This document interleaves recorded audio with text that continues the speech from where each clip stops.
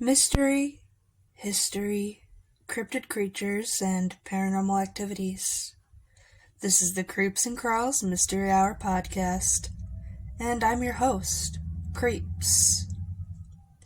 The Greek classics are always crazy, and I find them quite dear to me.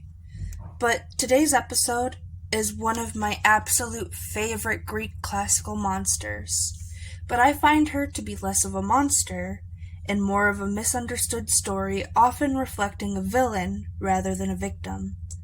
With her snake hair and her stony personality, it's no wonder people think she's a monster. But misconceptions are often very high when it comes to the Greek classics. I mean, for an example, look at Zeus. Man's supposed to be a god, sleeping with everyone under the sun, and when he cannot convince them to do the deed with him, as a god, he changes shape, turns into animals, and gets laid. But he's supposedly a god. So it's no surprise that Medusa is seen as a villain rather than a hero or a victim. Medusa, also known as Gorgo, is one of 3 Gorgons. She is often described as a human-like female with venomous snakes for hair. Sometimes with the body of a snake, the top of a woman, and snakes for hair. Just really depends on the story. And those that looked into her eyes are turned into stone. And that is literally one of the only key components of the story depicted between different stories of her. And there are so many different tellings of this Greek classic myth, but I'm going to tell my 2 favorite versions today. The first one is where she's part of 3 Gorgon sisters, Medusa, Theno, and Euryale.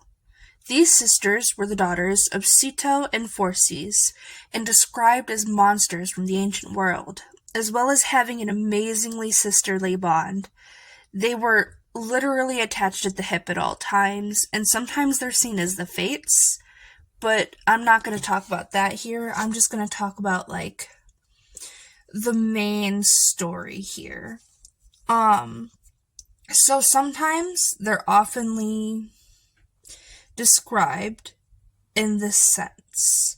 Winged snakes with hatred for the mortal man.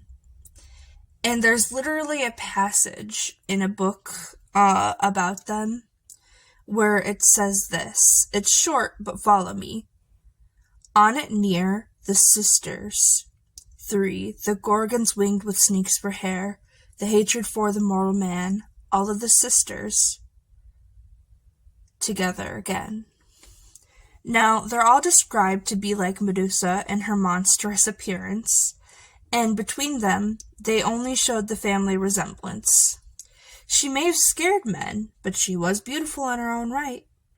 And this is not the only telling of her with sisters, but we're going to skip the rest and go on to my favorite story. The next one portrays her as originally being a beauty beyond belief, prior to becoming a monster. She was a loyal maiden to the temple of Athena. She would be believed prior to becoming a monster as being like a handmaiden to the temple, where she would take care of it, and she'd go in and she'd take care and relight the incense, clean the temple, rub oil on the statue, give offerings. And she was kind of like an altar boy for, I want to say, the Greek temples a little bit, where she'd light the candles, she'd go in, she'd take care, and she'd talk about Athena, and she'd be there. But I'm getting off topic. Let me just restart here. She was originally described as a beauty beyond belief prior to becoming a monster. She was the loyal maiden to the temple of Athena. She would go and tend to Athena's temple daily, becoming the most devoted in some tellings. Athena was very disapproving of her beauty in some of the tales, in some of the versions of this story, and she felt that she should be more humble in her looks. But despite her beauty, Medusa was a virgin, and she decided she would stay abstinent. But when Poseidon saw her, he fell in love. But she would deny his advances, so he decided he would rape her on the floor of Athena's temple, where she cried and allowed the goddess to know what had happened. This is where the story splits. One side says she's cursed.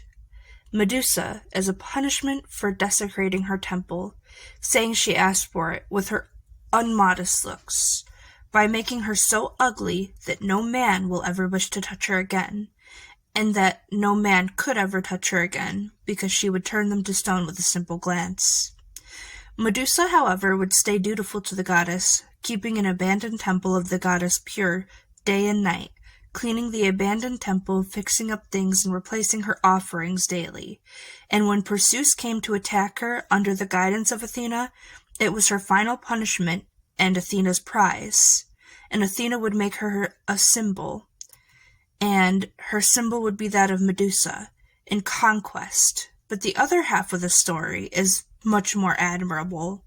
When Athena discovered the betrayal of Poseidon, she gave Medusa the power to defend herself by being able to turn any oppressor that may try to harm her, dutiful loyal maiden, into stone, including Poseidon himself. And when she sent Perseus to cut off her head, it was mercy for the curse that she couldn't reverse, for turning her into a monster who could not be loved by any man ever, and for her loyalty to Athena. Athena honored her by placing her likeness on a shield, so her loyal follower would always be with her in battle. There are still so many stories surrounding this amazing woman. Medusa and her feats and her many different ways that she died, but these are the most popular in legend and mythos, and I find both stories to portray her very well. We may even do a live stream on her eventually to answer any lingering questions after Season 1. If you'd like it, I'll post a poll later. But as always, please stay creepy, my friends.